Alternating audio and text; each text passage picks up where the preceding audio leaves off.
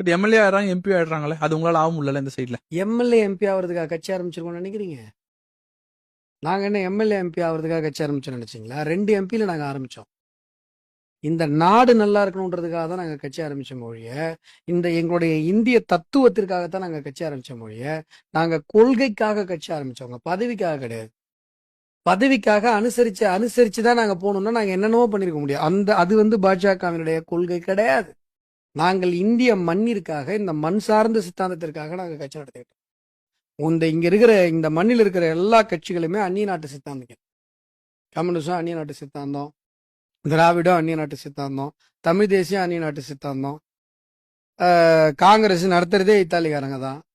இந்த மண்ணினுடைய சொந்த சித்தாந்தத்தை, இந்த மண்ணினுடைய சொந்த அறத்தை, இந்த தேசத்திற்குன்னு ஒரு பொலிட்டிக்கல் சயின்ஸ் இருக்கும்ல, இந்த தேசத்தினுடைய அதாவது உலகத்தினுடைய முதல் அணையை கட்டியவர்கள் நம்முடைய நம்ம நம்ம நம்ம தமிழர்கள். நம்முடைய மண்ணிற்கென்று ஒரு மிகப்பெரிய பாரம்பரியம் இருக்கிறது.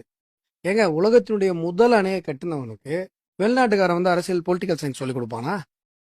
உலகத்தினுடைய முதல் அரசை அமைத்தவனுக்கு வெளிநாட்டில இருந்து சார் பொலிட்டிக்கல் சயின்ஸ்னா என்ன தெரியுமா சார்னு சொல்லிக் கொடுப்பானா?